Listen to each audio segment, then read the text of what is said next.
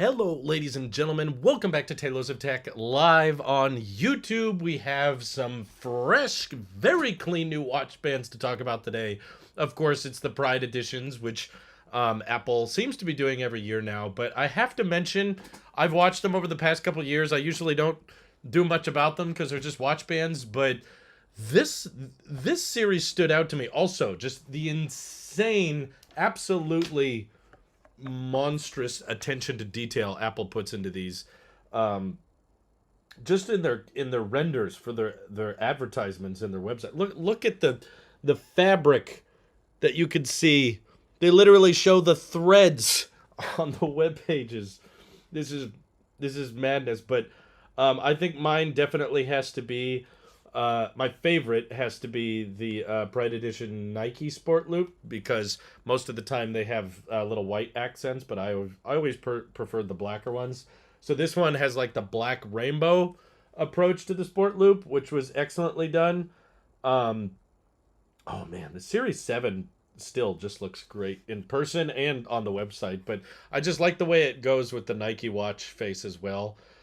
Joey's in agreement with me. He says he want the Black Pride watch. But I think I'd have to agree with you on that. I mean, it's just such a clean look, but it's worth mentioning they also have one with the Pride lettering, kind of reminiscent of the hello writing on the old Macintoshes, but that makes it a lot easier for you to understand what they're going for and what they were shooting for with this watch band design. But especially, oh my god, the way this contrasts with the steel. These things were made for each other. Apple has the best design teams in the world. It looks incredible. Also, these new watch faces are really impressive. I'll admit, when I first saw the new watch face, I could not read the time at all. And I think that's what's kind of beautiful about that watch face, this watch face I'll show you here, is that, like, it's so subtle. Apple likes minimalism, and they like keeping things really, really elegant and hard to notice, but still able to get information and text across. If you zoom in too much, I mean, you don't even know what the time is. I mean, it's easy when it's far away, but if you like are just looking at a close-up, you can hardly tell what the lettering says. It's only when you back up that the time starts to make more and more sense. But when you just look at a close-up of the watch face, it's honestly quite difficult to see what the numbers are, but I kind of dig that look because it's like delivering the time while not being like super obvious and noticeable about it. Did they make a new Pride Solo Loop? Yeah, they did. It's braided. I think this one's fairly similar to last year's, but look at all of the... It's basically like a bunch of curvy waves all in latch. So, like, if you look at this Solo Loop design, pick one color and just look for more of the threads that are of that exact same color, and you'll notice that it's the same several colors, just in a curve pattern, all interlacing with each other, which is a pretty dope look, if I don't say so myself. I don't know if they did one before. Did they do a solo loop last year? A braided solo loop for Pride Edition? I don't know if they did, but that does pop pretty dang nicely. Let's say Apple. Yeah, Apple's macro shots are incredible. I can't see any other company that gets this amount of detail out of their product. Like, look at this detail. My god. You can see like the individual threads and how the lighting bounces off each one. I'm very impressed with them, and I normally don't say much about them because they're just new watch bands, but this year has really popped for me. I was like, dang, it's pretty freaking good. The only reason I don't buy watch bands anymore is because the more you buy, the less you use them. But I want to congratulate Skylar from our Discord, who's I know a watch band connoisseur and a big collector of Apple Watch bands, and he was looking forward to these things all last week. Now that they finally launched, he seems very happy. So I'm not down to buy one just because I know that I would try it, wear it, and like it for a while, and then probably switch back. And I still have way too many watch bands, and I usually don't. You can only wear one at a time, and there's other things I would rather spend the money on at this point. Okay, they've made a Pride braided solo loop before. Shouldn't these watch bands be released in June, considering that June is LGBT Pride Month? Maybe they're in preparation. Maybe they'll. What happens if you order them today? Maybe they won't arrive until June. No, they start delivering next week.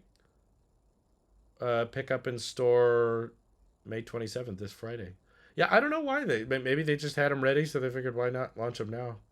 Maybe they'll, of course, be available in the month of June, but usually those watch bands don't last all year. Um, but still, well done. I don't know who we need to thank at Apple for making these, but hats off to the design team who comes up with the watch faces to contrast with the watch bands. They did a great job. $50 is quite a bit. Yeah, we're close to June. Um, let's see. It's better than an oil watch band. Yeah, I guess that's kind of true. Hello again. Tap or digital crown with the new watch faces is pretty cool. Yeah, I need to add them on. I was looking for the new watch faces this morning and I couldn't find them. I'm not sure. Maybe I need to update. I probably do need to update my Apple Watch. That's the main reason. But I want to try the one with the time that you can hardly read. I don't know. It's just such a design thing. It's like I could have the always on display with my watch on so that I could see the time in all circumstances, but I just love the way my watch looks with the display off. And that that's an aesthetic choice. It's not a functional choice. And I think a lot of these watch bands, not so much the watch bands, but a lot of the watch faces do seem to prioritize. Oh, here you go. Pride threads. Ooh, you can turn the background off. Oh, that's cool. Okay, I'm editing it now. Check it out. It's already in there. So if I add that to my watch, does it show up instantly? Or does it need to sync? At least I don't see it instantly. I don't know what I gotta do. It's been a while since I've messed with my watch faces, but uh, it doesn't. It says new watch faces. Yeah, it doesn't have the Pride ones on my watch quite yet, but anyway, I'll mess around with it. I'll try to find them, make them work. Um, yeah, they had Pride woven and Pride digital. They have all the old ones that used to be there. But the Series 7 is just a gorgeous display. It's so versatile with what it can show off, which I appreciate. So, well done. The Nike watch is the winner, I think. Most people would prefer that. Um, it's been a while since I've watched these streams. Well, welcome back. Thanks for joining, Marngel. Um, the watch face makes it harder to read the number. Exactly. That's the point. It's because it's an aesthetic upgrade. Speaking of June, Apple announced the schedule of the Dub. What do you think of the mixed reality headset to be announced at this event? It's not happening. I don't know who told you that. There have been glasses in Apple invites before, specifically Dub. I recall there being a invite for Dub several years ago where one of the memojis had glasses on and one of the glasses had the red notification icon on the glasses. I think that was 2019 or 2020 or something. And excuse me. Everyone was convinced that, oh, new AR headset, new AR glasses are coming because I saw one of the emojis had glasses on. It's been referenced, it's been joked about every single invite, and then it doesn't end up happening. So I don't think it's going to happen. I wouldn't count on it. But it's cool to get more of an official schedule. I also think that of the invites they sent out, I guess they sent out additional invites today. I don't know why they needed to send out new ones, but they had these like multicolor options of memojis basically. And I thought it was really cool because the yellow one looks just like me. It has a beard and it has the yellow hair kind of slick back like this. So I masked myself out for the invite thumbnail. So I don't know what I'll use this for, but I'll use it for something in the future. But basically it's an elegant, classy looking Drew Animoji, which is dope. You could the beard like lines up with my beard, so Apple put me in the. If I was a clickbait YouTuber, that's what I'd say. Apple put me in their invite image. That's not even clickbait. That's just what I look like. But yeah, I don't think the AR stuff is going to be ready for this event. I'm still under the belief that this is a software focused event. This will not be about hardware. I know there's a lot of people hoping for hardware, but maybe I've had my hype so high before, and I've been let down so many times with expecting hardware at dev events.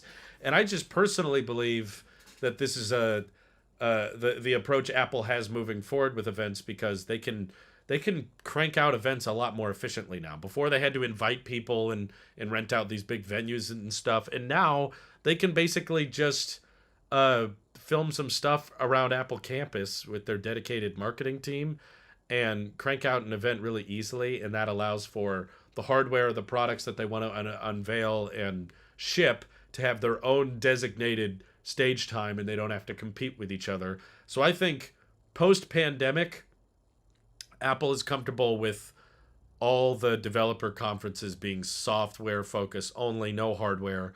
And when they're ready to unveil the Mac Pro or the new MacBook Air, they'll have a dedicated event for it when they feel good and ready. I think it could happen. It will be a preview, but it could happen. They haven't talked about AR for a while, so it could be time to give it some stage time. It's always possible. I'm never saying it's impossible that they could have a one more thing or announce something new. I just wouldn't look at the invite. Basically, everyone's conclusion that there's going to be some kind of AR unveiling at this keynote is that in this invite image, the green guy has some glasses on. So because the green guy has glasses, he can't just happen to have glasses. It has to be some kind of hidden, deeper meaning, and that means Apple's going to unveil. I don't think so. I've seen too many people get way into the weeds on what the invites mean and that kind of thing, and it's usually not true. But hey, thank you, Theme Pro, for the super sticker. I appreciate it. I choose to go bald. Makes it much easier to do haircut. There you go. Good idea.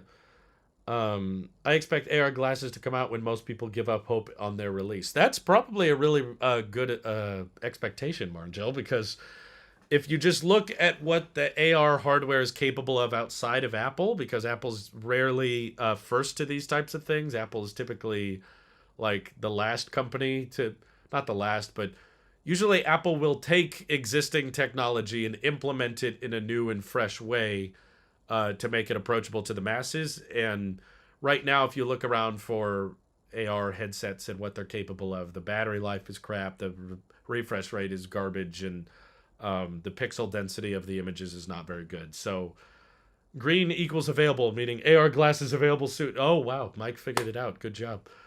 What about a new 120 hertz Pro Display XDR? So we have some bad news on that one. I hate to be the bearer of bad news, but I'm just reporting what I've read. Ross Young came forward and said that Apple has delayed, due to production issues and a lot of stuff going on in China right now, they've had to push back the launch date of the updated Pro Display. The high, I don't know if it's going to be high refresh rate, but Ross Young claims it'll be high refresh rate. What we do know is it would be mini LED. So the mini LED Pro monitor with XDR and all that used to be ready for launch by this summer. Now he's saying because of production delays, it's been pushed till October. So in my opinion, it makes a lot of sense for Apple to announce the new Mac Pro with that mini LED panel. So if that mini LED panel is delayed till October, I don't think Mac Pro will happen till the end of the year, personally. I've just seen too many years in a row where people are like, there's going to be hardware at this one. There's going to be hardware at this developer keynote. There's going to be hardware. And then like the week before, which is coming up, we're not even down to a week yet, but like sometimes even less. Sometimes like 2 or 3 days before, we get some analysts or we get some leakers all saying, oh, by the way, they've scrapped all hardware. This is just going to be a software event. That's happened multiple times now, to the point where I'm going to assume that's the case unless proven otherwise. So even if I'm wrong, I think it's a good expectation to have, because if you go into the developer conference expecting there to not be hardware, and then there ends up being hardware, you'll be like, oh, wow, oh, cool, wow, that's awesome. But if you go into it expecting hardware and then there isn't hardware, you're going to feel like it was a big letdown and a disappointment. Whereas in reality, like the invite itself for DubDub this year was the Swift logo. Like this is what it looked like. It was literally like trying to brag about software and developers and Swift and, developing apps for their platform. So I feel like that's what's going to be the focus. And since the pandemic started, Apple is comfortable having 40-minute events, very short keynotes, or having keynotes just about one thing. Like the November event in 2020, there was no new designs in that thing. That entire event was just talking about a single chip M1. M1 chip is now in the Mac Mini design, the same design we've been using for years. It's now in the MacBook Air, same design we've been using for years. It's now in the 13-inch MacBook Pro, same design we've been using for years. There were no new designs, but they had an entire event just designated to the M1 chip. They're comfortable doing that, and I think that the Mac Pro is a huge deal. It's going to be a redesign. It's going to be new silicon, probably a different type of architecture fundamentally, because there's talk about it being, somewhat modular, but not as modular as before. And of course, they want to unveil it with a refresh to the Pro Display and Mini LED. That's going to be a lot of stuff to announce. And if they announce it at a developer conference, it's going to be like competing with the new iOS announcements and iPadOS announcements. And they would rather just have more designated events for the whole thing. Perhaps this monitor will be announced at the dub with the Mac Pro, but be released in October. They have done that in the past. It's possible, but not since the pandemic. I think they've intentionally stopped doing that, where they, with the iMac Pro and the last Mac Pro, because that was such a big success, right? In the Pro Display XDR, they used to be comfortable like unveiling something and then not shipping it for like another 6 months. I feel like due to the chip shortage and due to the Osborne effect, Apple won't want to do that, because as soon as you announce the next generation of something, excuse me, you basically have to stop taking orders for the last generation. At least that's what Apple did previously. When they announced the cheese grater Mac Pro, they got rid of the trash can Mac Pro, and they weren't selling that anymore. So if they introduce an Apple Silicon Mac Pro, or introduce a XDR version of the Pro Display, updated with Mini LED and stuff, you're not ready to ship it until October, then there's just going to be a huge drop off in sales during that 6-month period. Whereas if you don't unveil those until they're ready to ship, there's probably still going to be a bunch of people buying the Mac Studio, because the Mac Studio is the fastest Mac available, buying the Studio Display because that's, I guess, of the sub $6,000 monitor market, that's all Apple's selling. So they just continue to sell the Studio Display, and they continue to sell the Mac Studio because that's what's available and that's the fastest Mac. So you get a lot more sales. Whereas if you announce the Mac Pro in June, but you can't ship it until October, everyone's just going to stop buying the Mac Studio for a long period of time, because they're like, well, I'm waiting for that. I got to wait till later in the year. So I could be wrong. That's my theory. I haven't seen Apple do one of those announcements in several years. So those announcements being like, you say, here it is, but we're not going to ship it for a while. I don't think Apple's as comfortable with doing that anymore. Releases hardware one time, humans. Apple's going to release hardware all the time now. Yeah, pretty much. That's how it works. Yeah, if you expect disappointment, you'll never be disappointed. That's my logic, the MJ approach. Buy what you need now. Don't wait for a potential thing that people speculate about that may not happen. Cough. Flat Apple Watch.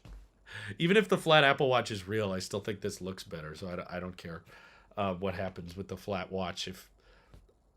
With the flat watch, you're not going to have the display spilling over the edges like you do with this, which Apple seems to be bragging about with the current Series 7. They showcase how the display wraps around the edges. They're bragging about how curvy it is.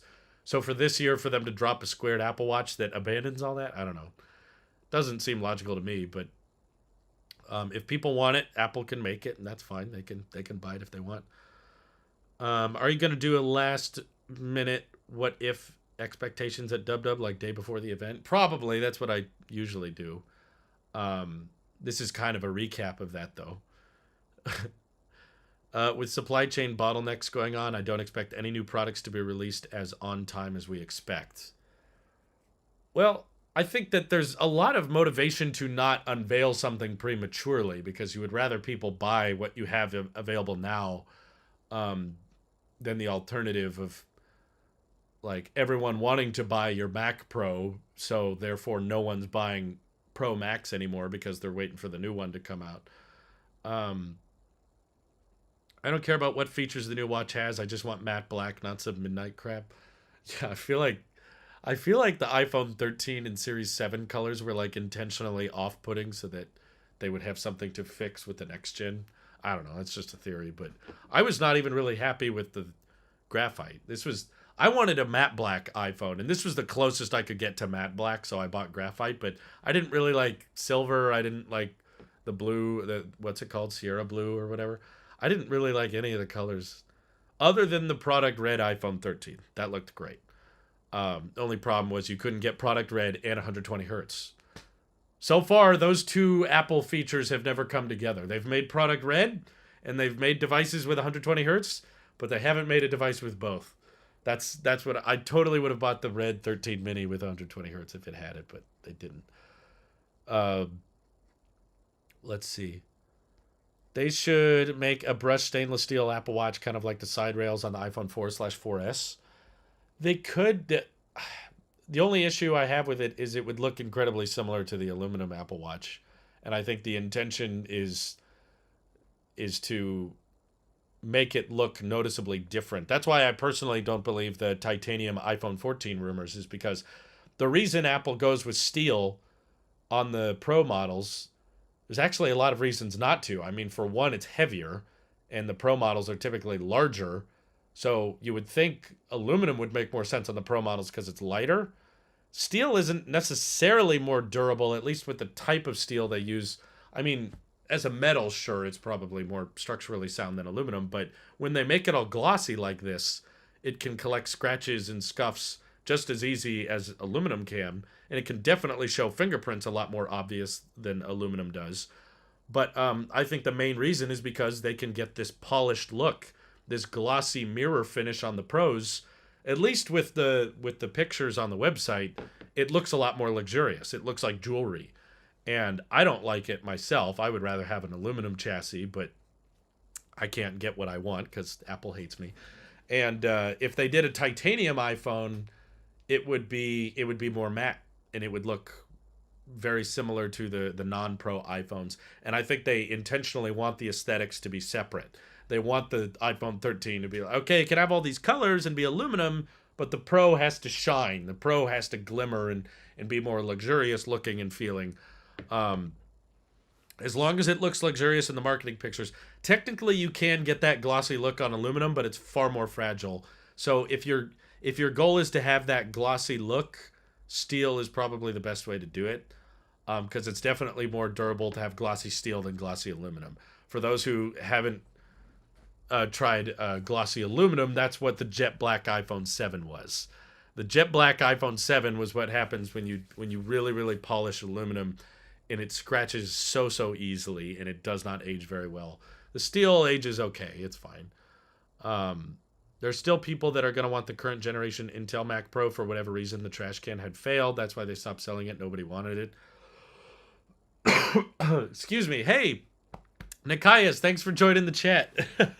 Long time no see. How are you, my dude? I wish I could say I was doing better, but unfortunately I'm still very sick, and I'm not sleeping well, and life got very busy behind the scenes. The channel members know what I'm talking about. I was ranting about it during the members stream today, but I'm doing better when I hear from you guys. When I get to chat with you, this is what I want to do. This is what, unfortunately, the T-Mobile's having issues, and internet problems, and sickness, and life stuff, all getting busy. All of that holds me back from doing what I love, which is just making content and engaging with you guys in the community. So I'm glad to be here. I'm doing better when I'm streaming, but everything else in life is just can't catch up. Oh well. Yeah, I think they stopped selling the trash can Mac regardless, but there's a difference. Is unlike the trash can Mac Pro being a big flop and no one buying it, we have the Mac Studio now. When Apple introduced the 2019 Cheese Grater Mac Pro, there was not something like the Mac Studio. There was the iMac Pro, and there were pretty high-end iMacs, but now Apple has shown comfortability making a higher-end version of a Mac Mini. So a tower, a little box that rocks M1 Ultra chips, the fastest silicon Apple's ever made, and faster than the Cheese Grater Mac Pro in many regards. And they're selling that now. It just came out, and they're mass producing it. Hope you get better. Thanks, Nikias. I appreciate that. It's just phases in life. You're right. I just gotta hold my breath until we get to dub. That's what I'm waiting for. But now that fresh right off the press. I mean, they introduced this thing. When was the event? Was it March? Yeah, at the March event, they introduced the Mac Studio. These things are fairly new, and you have to be careful with how you introduce the Mac Pro, because if you don't go into too many details or pricing about it, you could severely cut off Mac Studio sales if you prematurely unveil the Mac Pro and it's not ready to ship yet. So that's why I personally think they're going to hold off on unveiling the Mac Pro until it's ready. I mean, they've acknowledged its existence. They've said the Mac Pro is coming, but if you unveil it and talk too much about it, it's just going to kill off any interest in getting the studio itself. So that's why I personally don't think they want to unveil it at the developer keynote. But I'm very comfortable holding off on getting hyped for it, because I say, if there is hardware at the event, we get AirPods Pro refresh, we get the M2 chip, we get a new MacBook Air, we get the Mac Pro, we get the new monitor. That's all going to be great and fantastic and exciting. That's all going to be fun, and I can't wait to see that stuff, and I can't wait to talk about it and speculate on their design cues and dive into the tech specs and the performance and how they price it. Yeah, I'm excited to see all of that stuff regardless, but I don't want to get to the point of expecting all of that so that if it doesn't happen, I'll be severely disappointed. So I'm leaning, yes, even to an extent that it's a bit biased, I'm leaning to the side of let's expect to be disappointed so that we're not disappointed. It's kind of a paradox in that regard. But hey, thank you for the super chat, Ben. That's very kind of you. Excuse me. The coughing doesn't seem to be that bad whenever I'm talking, so I just have to keep talking. But when I try to sleep and I lay horizontally, the coughing gets much, much worse. Anyway, Ben says, I have to admit I forget how much faster Apple Silicon is from Intel. Until I used an Intel Mac this morning to update my family's computer. Apple Studio is so dang fast compared to the old Intel iMac. I know, I hate going back. I've pulled my iMac Pro out of retirement. I have it right next to me. Basically, there's a lot of use cases where I've enjoyed having a larger monitor, and I'm not really happy with the Studio Display pricing and specs, so I didn't end up keeping the Studio Display, but it has almost the exact same panel as my iMac Pro, and with Universal Control out now, I can't necessarily convert my iMac Pro into an external monitor without doing the rip apart Luke Miani approach, but I can use my Magic Mouse with my MacBook Pro and then via Universal Control have videos playing or have the chat open on the iMac Pro and use it kind of like an external monitor. So I am technically using an Intel Mac regularly, but it's basically just as a TV. It's just like playing videos and displaying chat and that kind of thing. Very basic things. I'm not doing exporting or editing on it because it's Intel. But thank you for the super chat, Ben. I appreciate it. We always think that they will release new products at WWDC, but they have not done it since 2019. Maybe this will be the year, but I say expect the worst. Yeah, I mean, so far, I mean, I wouldn't necessarily say that the premature announcement of the Mac Pro and the Pro Display, I don't think Apple was very happy about the launch in 2019. Technically they did announce a bunch of hardware, but I don't know if they liked the way it was responded to, because obviously a lot of people were upset with the pricing of the Mac Pro and the Pro Display XDR, and they were disappointed by that, and maybe the Apple didn't really care. It's possible that Apple didn't really like how that was the public perception of the week, is that everyone's disappointed by the Pro Display being absurdly expensive, and everyone's disappointed with the new Mac Pro or whatever. And that can kind of detract or pull attention away from the actual announcements about iOS and iPadOS. And I don't know, since the pandemic, I've just noticed that Apple is more interested in having more dedicated events and not stuffing too much new announcements within a single keynote. So I think there's plenty to talk about just with software updates. And remember the big gasp when they announced the pricing of the stand? Everyone in the audience was just like, oh my God. Excuse me. Why can't people just enjoy WWDC for what it is? Enjoy the software-focused events and the developer theme? That's what it's about, and I don't want to set the false expectation that this is going to be a big hardware event. If it ends up being that, great, but don't go into it expecting that. That's what I'm trying to do. Um, what do you think about not being able to use the studio display as a display for gaming consoles? I don't know why you would want to. I mean, for one, game consoles usually output via HDMI, not Thunderbolt, and most game consoles don't support 5K anyway. It just seems like a bad idea. For one, it's not a particularly affordable monitor, and I've always said that the studio display is not like a great bargain if you're just looking for a display panel. The only people who should be buying the studio display are people that absolutely will utilize and take advantage of the bells and whistles. The bells and whistles are the center stage camera, the spatial audio with the speakers built in, and the fast charging 96 watt through the Thunderbolt port and using it as an extended USB-C hub. There's all kinds of advantages to the studio display over other monitors if you're using it with a Mac. But if you're just using it as a monitor and nothing else, there's so many better choices to choose from. For one, you probably don't need to game at 5K. I think you'd be much better off buying a high refresh rate 1440p monitor if you're just looking for a monitor for your console instead of a TV. Or if you're buying a TV, you just do 4K at 60. You don't need 5K at 60. And you don't need all the bells and whistles the studio display has to offer. Yeah, the studio display for an Xbox is like an antique samurai sword to cut fruit. Is that a Fruit Ninja reference, Sam? But yeah, essentially exactly correct. It's like, it's not the proper tool for that job. So I would not recommend it, and that's why I'm not surprised at all that the software is not great at that. Apple sheep want hardware announcements, but software is 50% of the Apple experience. I think software announcements can be just as exciting. Usually, software announcements are substantially less leaked. You typically don't get that many leaks surrounding software, and the ones you do get are unnecessary and usually wrong.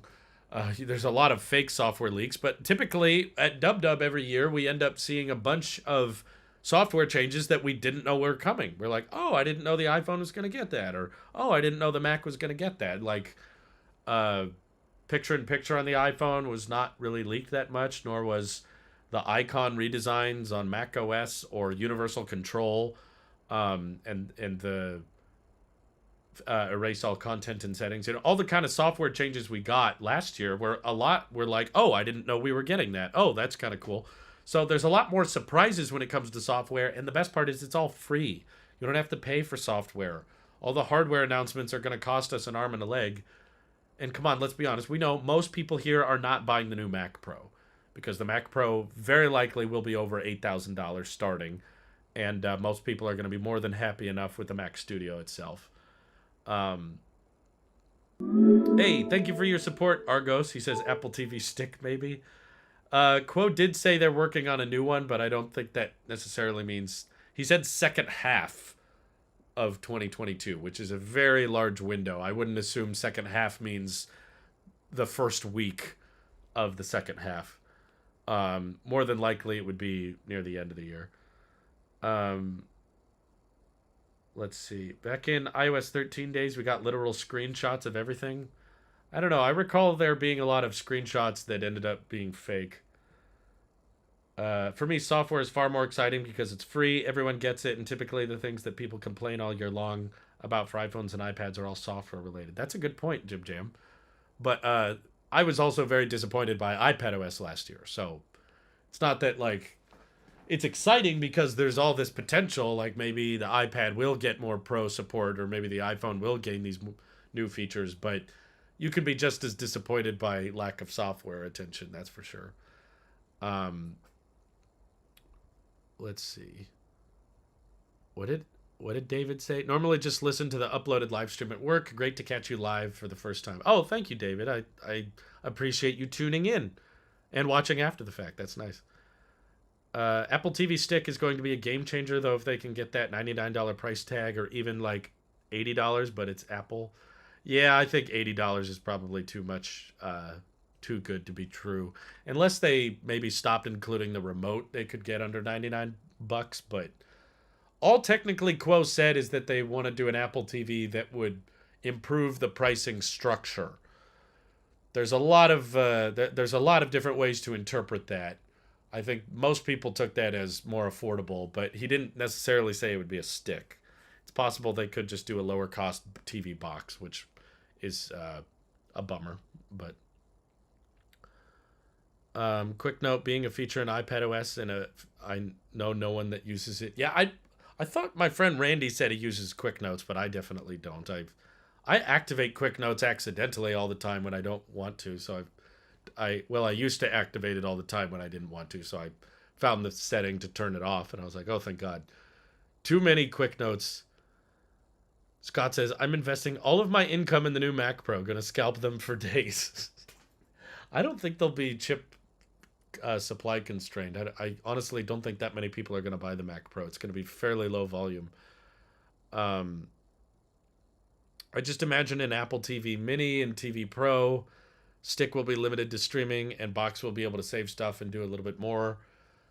I'm wondering how they could diversify that with tvOS, right? Because if you say that like the stick runs tvOS, even if it just has an A13 chip or an A12 chip, even like that can play games.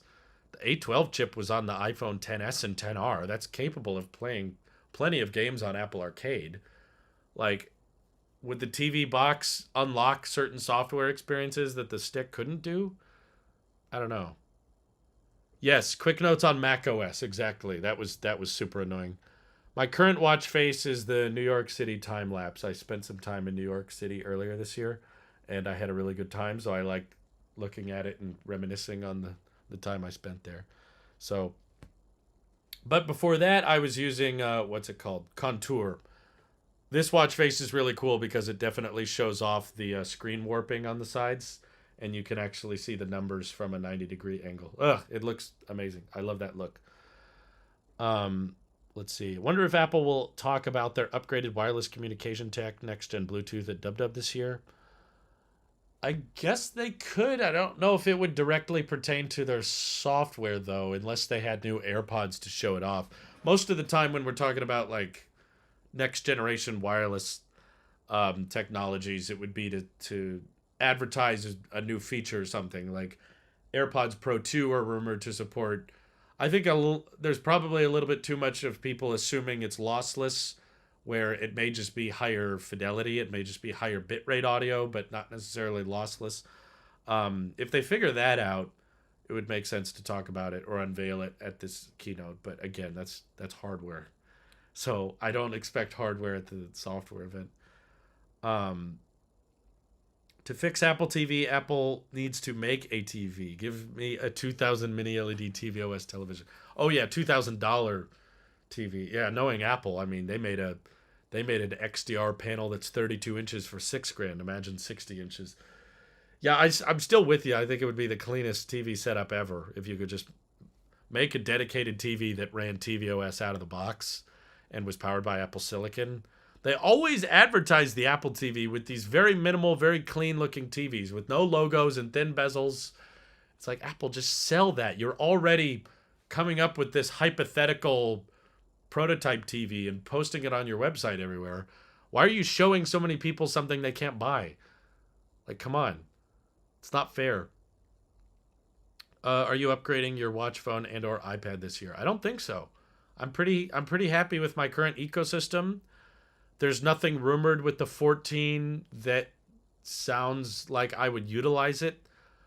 I'm very, very impressed with my camera on the iPhone 13. I've taken it on trips and I've recorded video underwater and in the ocean and at the beach, and I've taken amazing photos with it. And I'm just immensely impressed with the camera. There's not a use case, at least in my lifestyle currently, where I'm like, man, I wish the camera was better at this. It's like pretty dang incredible for anything that's going to be posted on social media. I mean, there's little details and little differences that I've seen other cameras do better at, but all of it gets compressed away whenever you post it.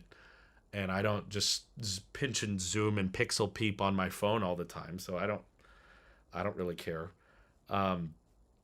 So I'm very happy with the camera. You know, as much as I don't care for the Lightning port, I charge via MagSafe anyway. I do all my charging via MagSafe. So even if they switch to portless or USB-C, I still think USB-C is a good idea, but I wouldn't upgrade for it. I wouldn't utilize it. I would still charge it via inductive.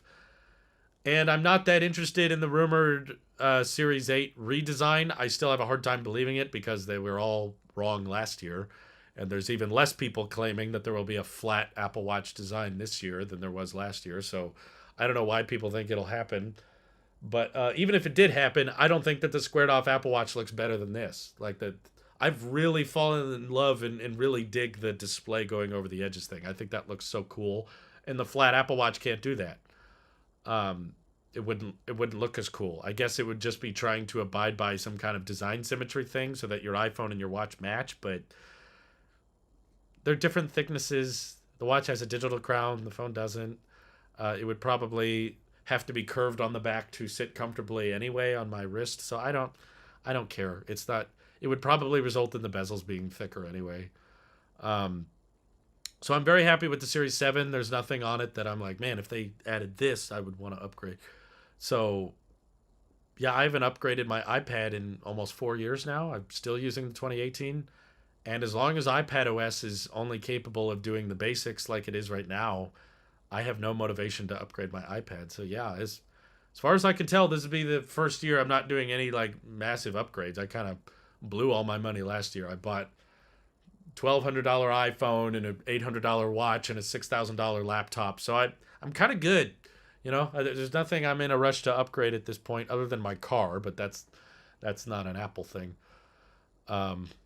My iPad, as far as just doing what an iPad is good at, which is media consumption and, you know, light photo editing and social media and watching videos here and there, 2018 iPad Pro is great at that.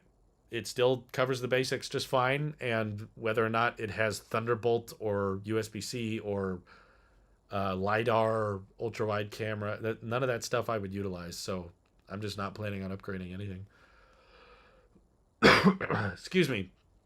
Wish list for iOS 16. I believe I did a wish list video a few months back that you can look up and go into the nitty-gritty details. I don't have all of the things I want off the top of my head, but I still think a big help would be an AirPods dedicated app to handle optimized battery charging, software updates, and that kind of thing. Just like the Apple Watch has an app, I think AirPods should too.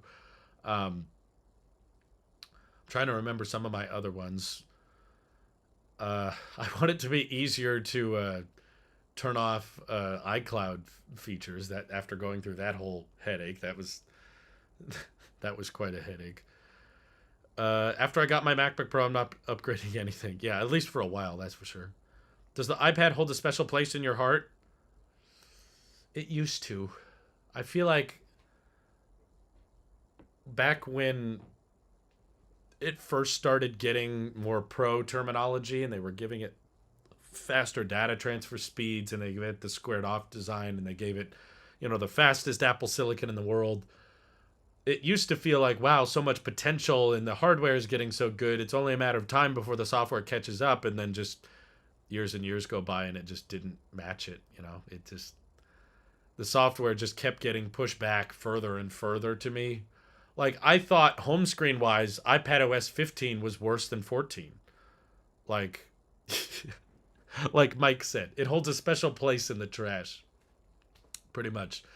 I used to be like wanting to challenge myself. I'll do all my editing on the iPad and I want to run an entire YouTube channel on the iPad. And I did for a while, but it became obvious to me after a while that just that the software is not improving to the rate that it's ready to replace a Mac for all use cases. And I think at this point there's no excuse for it not to.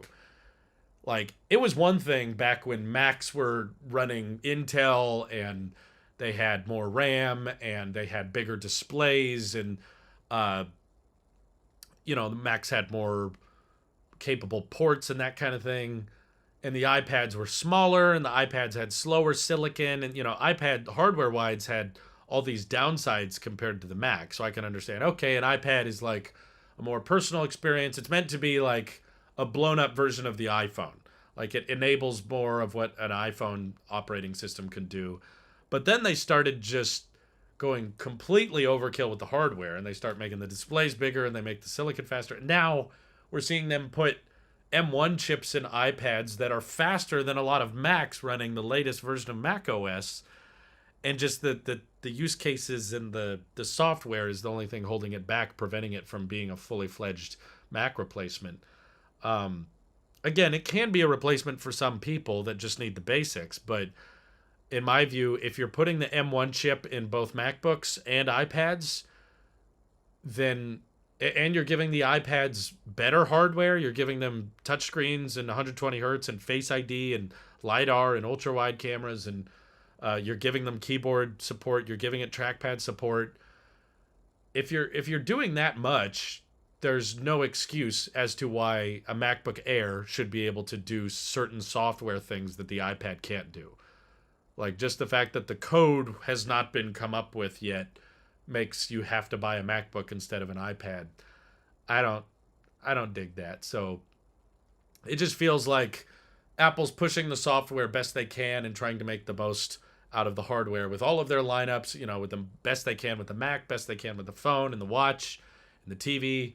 And yet the iPad is just back here being dragged along. It's like, come on.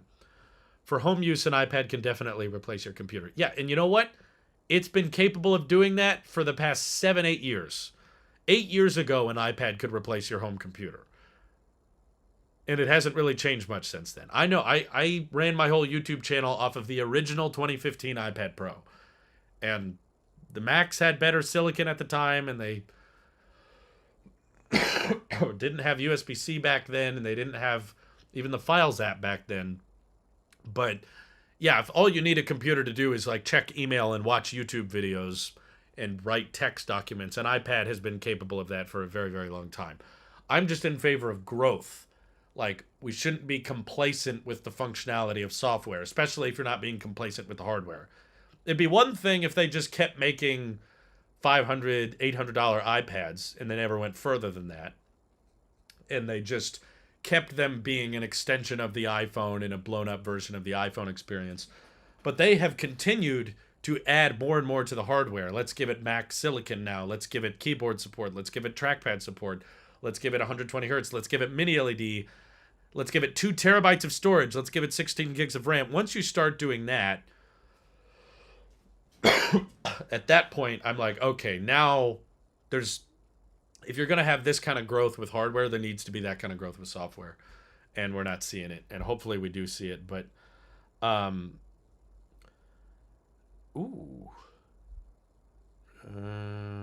sorry. Just got a text from someone important. I can check it later. No worries. Apple has to have their OS features mostly be able to work on their oldest supported devices. So a 6 or 7-year-old iPad would be the minimal specs for whatever they support. I don't personally see why. I don't get why you can't just say this only works on the newer version. They do that with iOS already. There's all kinds of features that they add in iOS 15 or 16 that the iPhone 7 can't do or the iPhone 8 can't do. Apple has been perfectly comfortable at software locking certain features. They have no issue with that. Like, even in the camera app, they're like, oh, this phone can do it, but this phone can't, even though it's not a hardware difference. I don't know why you can't just say the Pro iPad can run this, but the iPad Air 2 can't. Like, that's fine. Excuse me. I agree. This year is the year they need to make a leap. Even Samsung is starting to get ahead with its DeX and multitasking. I haven't messed around with it recently, but regardless, I don't have high hopes for iPadOS. I feel like last year would have been the time. So I'm not like, this is the final year they have to prove themselves. I was like, no, the last year was kind of the last year for me, at least, because I've already bought my MacBook Pro now. I'm invested in this. I spent a lot of money on this laptop, and it's been great, for the record. I've used a lot of it. I appreciate the speed, and I utilize the speed every day. And it unlocked certain use cases for my channel and for my business that the iMac Pro wasn't capable of. Like for the channel members, the people with the green name in the chat, they support the channel $2 a month and they get access to the behind the scenes live streams where I film myself and also edit. And with the iMac Pro, it could not handle live streaming and 4K at 60 video editing at the same time. It was just too much, you know, color corrected ProRes footage shot at 4K 60 frames a second. When you start moving all that around in Final Cut and you're trying to capture your display and live stream it, it's just too much. The OBS couldn't handle it. It gets too choppy. But now that I have the M1 Max, it's fast enough and the graphics is good enough. I can do that.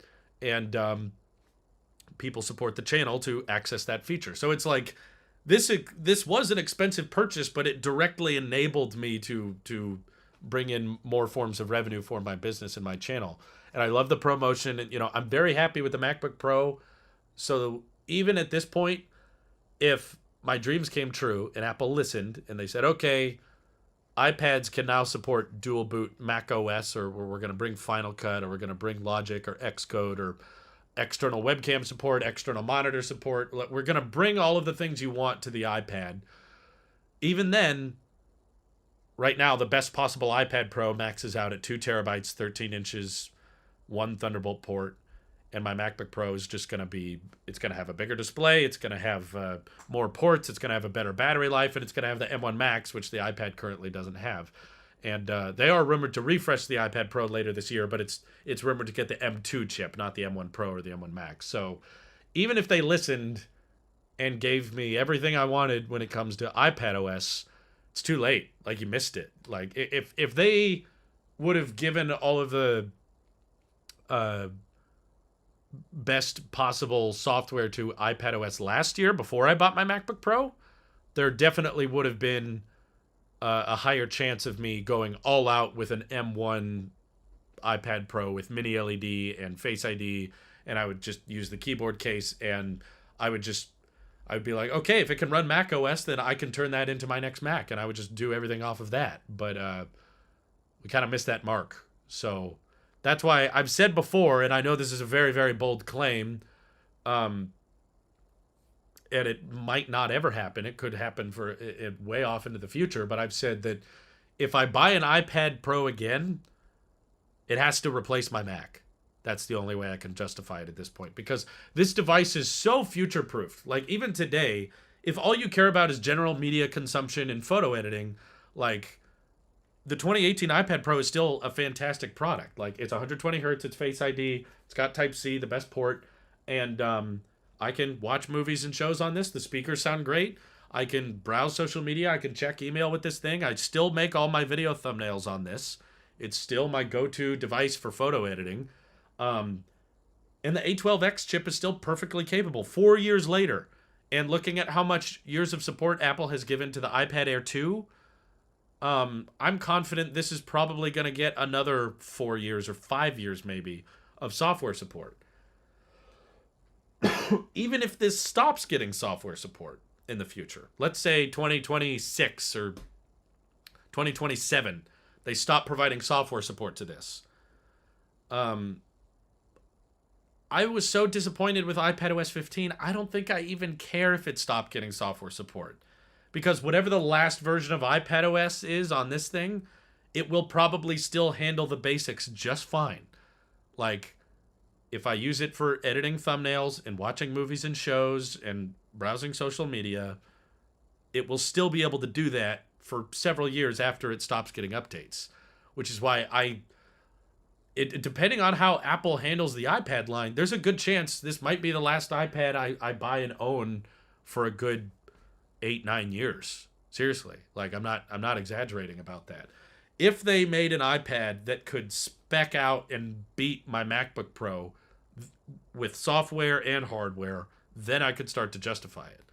But because I don't think the M1 Max is going to be like the fastest Apple Silicon for the next 5 years. I mean, it's very likely that over time, M2 chip, M3 chip, maybe not the M2 or maybe not the M3, but it's fairly possible that by the time the M4 chip or the M5 chip comes out, that silicon may be faster than the M1 Max. And because Apple seems to want to put the same silicon that they put in the MacBook Air into the iPad Pros. Fairly likely that maybe 4 or 5, maybe 6 years from now, they'll give the iPad Pro silicon that's faster than the M1 Max. I'm not talking next year. It's going to take a while, obviously. It's not going to be something that's next year or something. But over the course, before the iPad I have today stops getting software updates, there's a decent chance that there will be a newer iPad Pro with silicon close or faster than the same performance of my M1 Max. And if the software catches up to the point where I can do everything I use my Mac for on an iPad, then maybe I could justify buying another iPad. But if the software doesn't catch up and it doesn't change, then sorry, I don't need an iPad that bad. I already feel kind of cheated that, I spent $1,000 on the iPad I just showed you. And back when I bought it, I thought, with the insane performance of the A12X and the USB-C port, I thought it was going to get a lot more pro tools in the future, and it just didn't. It never happened. So, excuse me. You interrupted me watching your live from earlier today. Oh, I'm sorry, YJ. My apologies. You can check it out later. My mom wanted an iPad Pro, and I told her to go certified refurbished section, and since then it's worked phenomenal for her. Exactly. If you just need an iPad to just do basic light iPad tasks, there's no need to spend more than $500-$600 max. Like there's so many great deals on certified refurbished and Amazon Renewed. The extra camera features are not useful. Yeah. The M1 is coming up on 2 years already. True. We should get the M2 chip later this year, and that'll find its way in an iPad Pro. iPad 9 is actually great value if you don't care about the design. It makes perfect sense for what people use iPads for, which, because of how Apple has structured iPadOS, people use iPads for very basic things. Watching YouTube, text editing, writing documents, writing emails, browsing the web. The iPad 9 is basically Apple's Chromebook. That's really what it is. I mean, with the keyboard case, it's a bit more expensive than a Chromebook, but it definitely feels more premium than one. Like a $200 or $300 Chromebook is usually made of plastic and fairly cheap. And I would argue you could probably still do more with an iPad and LumaFusion and Procreate than you could a Chromebook, which is mostly just going to run Chrome and not much else. Yeah, if you don't care about having the newest, cleanest design, budget iPad is perfect. I understand why it sells so well. Michael says a lot of apps only support the last 2 versions of iOS, so you wouldn't be able to indefinitely use it after Apple drops support. Yeah, but my point is, like, to be completely transparent with you, ever since I got my MacBook Pro, if I want to use, and especially since I got my Pro Max iPhone, which this is like the biggest iPhone display ever, I can do most of my like Discord, Twitter, and YouTube analytics stuff. I can do that on my phone and my MacBook. My MacBook is mobile, so if I want to look at something or show my wife something in the other room or in the living room or the kitchen or whatever, I can just bring the laptop, which is a bigger display anyway. Better speakers than the iPad. And if I'm scrolling through Twitter or Discord, this does a great job. The display is quite large for something that fits in my pocket. So, yeah, you're right. Usually apps don't get supported after the last 2 versions. So let's say my assumption is the iPad Pro from 2018 will get 8 years of software support. I think that's rounding down based on how Apple has supported iPads in the past. I think there's a good chance this could get 9 or 10. But let's just say it's 8 years. That would mean this iPad Pro is still getting updates in 2026. Okay, let's say it stops getting updates in 2026. That means the apps I use on here will probably stop working by 2028. I'll be 30 years old. If by 2028 iPadOS hasn't changed to replace the Mac or do everything I use my Mac for, at least, I'm not saying it has to dual boot macOS, but at least they haven't given it the iPadOS support it needs, I don't think I'm interested in buying another one. I think I would rather just keep using my laptop and phone. And it's like, if Apple has given up and not tried with the iPad for that long, then I'm not interested in investing in it again. Definitely comfortable saying I would not buy another $1,000 iPad. The exception to this rule of me not upgrading my iPad is like if this broke or was stolen, if someone broke into my house and took it, or if someone I handed my iPad to someone and they bent it in half or dropped it and broke it, I would replace it with an 11-inch certified refurbished 2018 iPad Pro for $500. I would just find a good deal on the exact same model. So I don't really consider that an upgrade. Um, if something went inherently wrong with this one, I would replace it with the. I would get the smaller one too. I wouldn't go with the 12.9 inch. 12.9 inch iPad Pro makes more sense if you use it with a keyboard, but I'm not using it with a keyboard anymore. So I like the 11-inch form factor. It's fine. Or if the iPad mini had 120 hertz, I would definitely buy that. That's for sure. They might limit software features in lower RAM devices. 2018 has 4 gigs. M1 has 8. Well, I'm sure they will. It's not a mystery or a surprise to find out that the M1 chip might get more software support than the A12X. Of course it does. The M1 is 2 years newer than the A12X. So, of course the M1 iPad will get more years of software support. I'm just saying, if my iPad was mysteriously discontinued early and I couldn't get iPadOS 15, I don't care. Like, iPadOS 15 was kind of a disappointment to me. I would have been fine staying on iPadOS 14 for several more years. Any iPad is better than any Chromebook. Yeah, I think I agree with James on that one. Remember when iPhone 10 could change video resolution and frame rate in the camera app, but the 8 couldn't? Yeah, that feature is still exclusive to all-screen phones. SE3 can't do it. Ridiculous. That's exactly what I was thinking of earlier, of the example of Apple is very comfortable giving certain iPhones software features that they could easily add to the old ones, but they choose not to. That's why I don't understand the big stretch of saying, in order for Final Cut or in order for Logic or Xcode to work, you need an M1 chip or better. Done. Okay, that's easy. Just say like, well, all these Mac apps are optimized for Apple Silicon. And Apple Silicon is the M1 on the Mac. And we have the M1 in the iPad Air and the iPad Pro.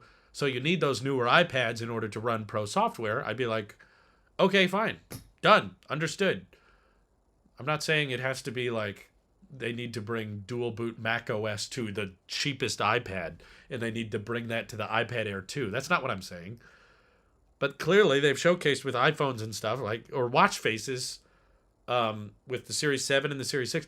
They are totally fine giving certain features to newer hardware and not giving those features to older hardware. Even if it's physically possible for them to add it, they just choose not to.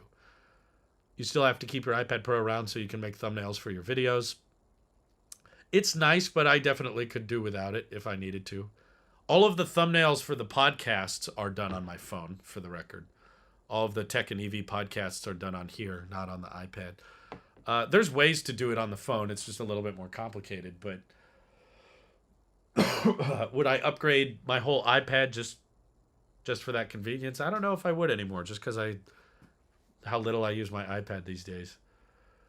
BRB gonna go break into Drew's house and only steal his iPad Pro. You can have it. Take it. Why Starlink lowers speed on roaming? I believe because there's a certain amount of bandwidth in certain areas, and if you're using the Starlink dish in places where there's a lot of other people, then they don't want to slow down everyone by giving full speed to the roaming, so they slow down the people on the move. Do you ever take everything out of your wallet for fun? No, I can't say for fun. I mean, I do it to find something, but that's it. My MacBook Air 2017 can be upgraded to the latest OS, but it can't use Universal Control. Really? My iMac Pro is from 2017, and it can use Universal Control. That's weird. Let's see. Even the iPad Air 3 I currently use is just about as fast as the 2018 Pro, and it still receives software updates, likely for as long. The only difference is no Face ID and a slightly older design. It's true, iPads age pretty well, thanks to the insane overkill hardware they put in them. That's typically why. Sorry, I read that. I guess from Apple's perspective and having a small iPadOS team, they don't want to spend time designing apps for a small amount of iPad models that only enthusiasts will have. That's what I assume. My personal belief is that the reason there's not many iPad Pro users that you would optimize for is because you're not it's like the death circle. I think I'm under the belief Apple could reverse that death loop if they started bringing pro apps to the iPad. More pros would buy it. If you brought, and I know that it would take time. That's why I've always mentioned the dual boot macOS thing. You know, before I didn't always advocate for that. Before, in the early iPad days, I used to not say no, they shouldn't put macOS on the iPad. I was always saying they just need to bring all the Mac features over to iPadOS. Just make the iPad more capable and make the operating system do more and more things, and do it in a way that's touch friendly so that you can do it without a keyboard and stuff. But I started realizing with how slowly the iPadOS team moves, like all they do is just bring over a couple iOS features every year, usually a year late too, like the widgets and stuff. I was like, if you guys are moving this slow, it's going to take way too long for you to add every little macOS feature people want to iPadOS individually. And they're not adding any. Like, they didn't add anything we asked for last year. So the quickest solution, if your concern is time and how much energy it would take to optimize each of those apps, my answer is dual boot, because you have all of the hardware necessary. You have an M1 chip, you have a display, you have a keyboard, you have a mouse. Just a little fundamental framework boot up option that says, okay, switch to macOS. Deactivate the touchscreen when in macOS mode. You don't have to redesign macOS to support the iPad, but we know macOS can support a 4:3 aspect ratio. That's not the problem. So just optimize it to run on, you just tinker the boot up options on the iPad a little bit, and boom, an iPad can now suddenly do everything a Mac can. And you didn't have to go in and individually add every feature or optimize every app. It could probably get the antitrust people off your back, because you could be like, see, now you can download apps on your iPad that aren't from the App Store. See, we did it. But make it really hard to access. Like, it's only on the iPad Pros, or it's only on the 1 terabyte storage option. Like, it doesn't need to be a headlining feature that everyone knows about. It could be a little subtle backdoor thing. Excuse me. Wouldn't macOS take up too much space on something like an Air 5? Yeah, that's why I said you could restrict it to a certain storage limit. I mean, they run macOS currently on Macs with 128 gigs of storage. Back in 2018, Apple sold me a Mac Mini with 128 gigs. That runs macOS. iPad Pros ship with 128 gig by default, so I don't get the hold up. Yes, you missed the watch band discussion earlier, Skylar. I referenced you. Pride watch bands for this year are fantastic. On a side note, that's what we kicked off the stream with. But I like the Nike one. The black Pride band is awesome. Have you ever tried to manually configure T-Mobile modem to a fixed band with good RSSP? No, I haven't, but I've spent a lot of time talking to T-Mobile on the phone, and unfortunately, they have not been too useful. Josh LaRoche says, I got an iPad Pro 11 inch as a graduation present in 2019, and I legit only use it for reading music sheets and occasional air printing from the cloud. I think that's most iPad usage. It's like very light, basic stuff like that. Apple wants to keep the Mac as a productivity device and iPad as mainly a media consumption device. I'm fine with that, but there's no point with selling iPad Pros if that's the case. If you want it to mainly be a media consumption device, why are you selling a 2 terabyte, 16 gigs of RAM iPad? Again, I'm not saying the dual boot has to be this headlining feature that they brag about on stage. Today, we're bringing Mac. It can be one of those features they add in like the all new features tab. You know, when after DubDub happens, they highlight some of the new stuff, and then you go to all new features, and it's like this long list of like 100 tiny things, and it's all just text that says, also, we tweaked this, and we added this, and we tweaked this. One of those little tweaks should just be, for iPads with a terabyte of storage or more, we added a dual boot macOS option. So, what's the cheapest iPad with the cheapest iPad Pro with a terabyte of storage is, I mean, the iPad Air doesn't even go to a terabyte, right? So this would be accessible to a very small number of people. You definitely could not argue that it would cannibalize sales, because that option would be so expensive. So like the cheapest iPad Pro with 1 TB is $1,500, $500 more than a MacBook Air, and that's before the keyboard case, before the pencil, before the cellular option. Yeah, it would not cannibalize anything. It would just cater to the demographic of people that are interested in having a two-in-one, one device that can do everything. Um, my MacBook Air has 128 gigs of storage. There you go. It's totally possible. What are your thoughts on Apple in talks with EA to buy them? Apex Legends debut on Mac Pro would sell like hotcakes. I'm sorry, no, it wouldn't. For one, the Mac Pro is going to be $8,000 or more, and I think they were just talks. I don't think Apple's actually interested. If anything, it was EA trying to be bought out by someone because they saw Microsoft buying up big companies for billions, and EA's not doing too hot, so they were hoping for some big company to buy them out so that they would have a big cash out, have a big cash pile for a lot of their higher execs to retire on. But I don't think Apple's interested because they know the sales would not be very high. A number of Mac gamers out there is insanely low. They exist, but it's not high enough to justify that kind of acquisition. So I think it's all talk. I don't think there was much substance to it. On Windows, live photos are splitted in several files and you can't really save them without iCloud. Oof. Well, that's just another reason to not use Windows. People who want Mac OS on iPads will wake up in shock when they realize one port is not enough.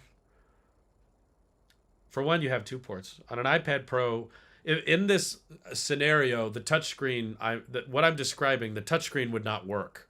So you would need a keyboard and trackpad, the Magic Keyboard case, basically, in order to utilize this feature. Magic Keyboard case has an extra USB-C port. So you would charge your iPad through the smart connector, and then you would have a vacant Thunderbolt port, which is only 1 port less than the MacBook Air. I guess the MacBook Air is a headphone jack, but who uses that? We have AirPods now, so. I'm not.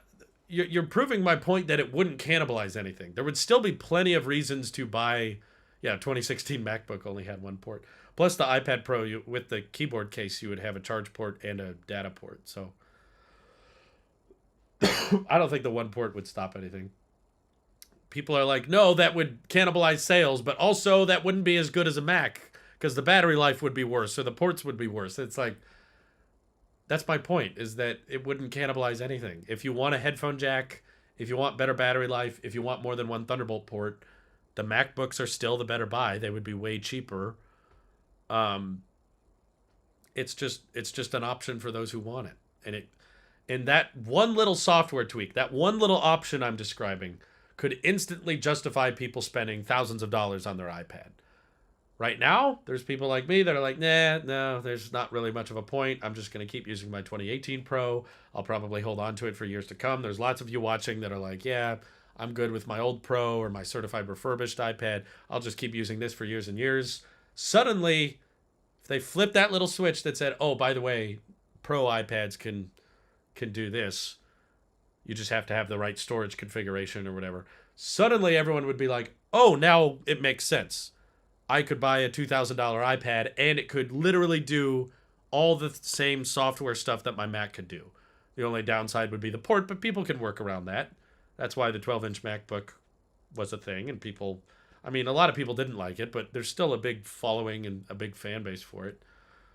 We're accustomed to dongles by now. Yeah, exactly. That's what James just said. It's like we've got USB-C dongles around. That's not the problem.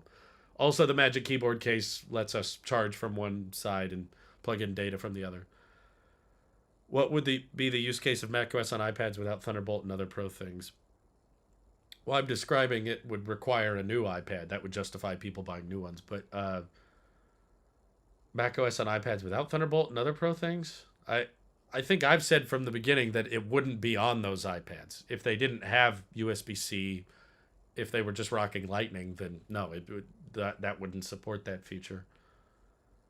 You can use macOS. I think specifically why it would be restricted for the pros is because if you're just using a Mac for basic things like media consumption and text editing and watching YouTube, then the regular iPadOS can do that.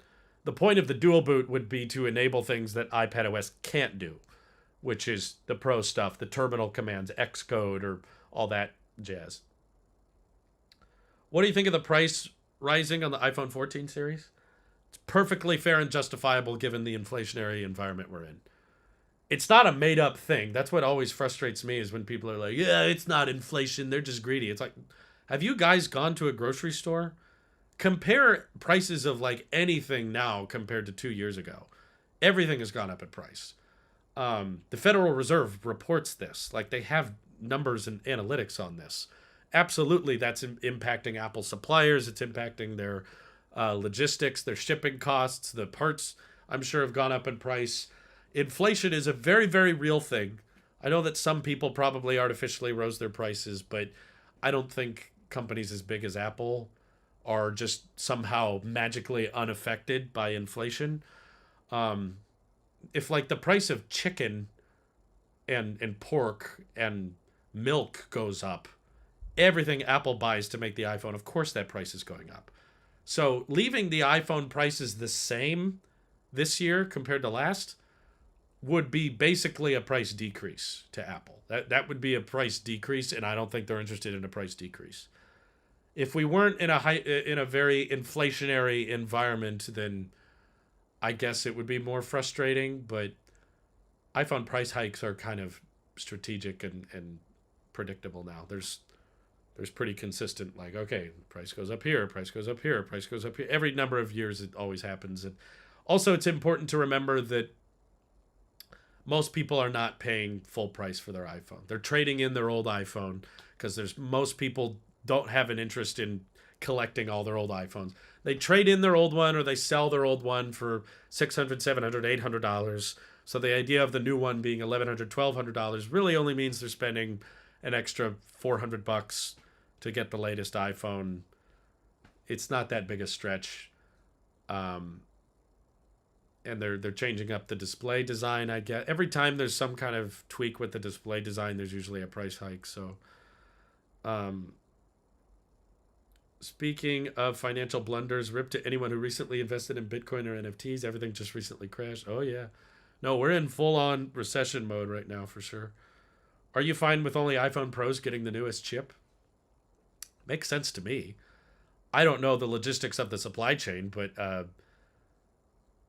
I think that after a certain point with Apple Silicon, like no one talks about how much faster the A15 chip was than the A14 when it came out.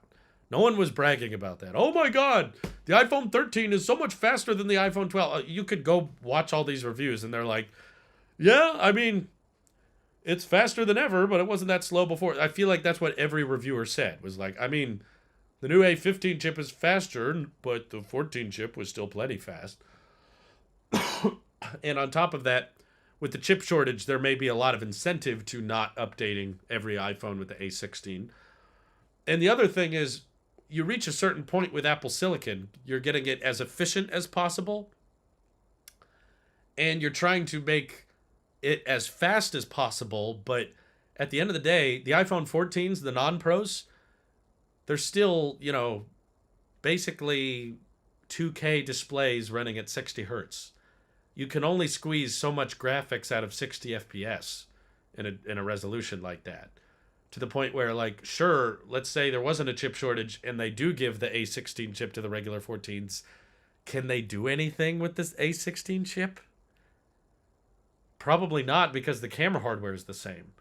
So, like, most of what the A15 chip offers over the A15 are just year-over-year silicon upgrades like that. Most of what's enabled is like a lot of camera improvements. Like that neural engine or that deep fusion allows for way, way better zoom or processing of data, or like in the case of the Pro iPhones, ProRes recording. If you want to record in ProRes, you need a processor that can write data very, very quickly.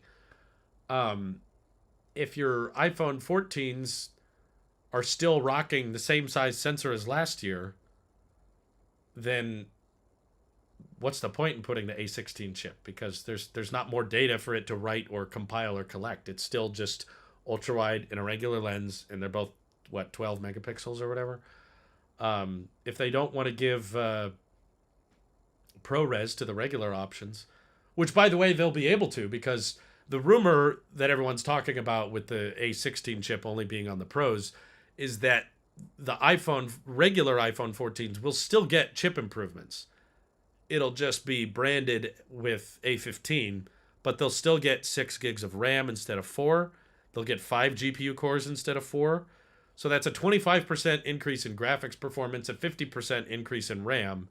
It's like the less binned, higher version of the A15 chip, which may sound like techie details, but if you're complaining about A15 versus A16, you're already into techie details. What difference are you going to notice between those two chips outside of Geekbench tests? So, makes perfect sense if there's a chip shortage going on and they can't mass produce A16 chips fast enough. And also, given the current hardware that they're rocking on the 60 hertz displays and the same cameras as last year, why bother with the A16? I think people got way too hung up on that. My apologies. The only thing I hate more than coughing is coughing around people.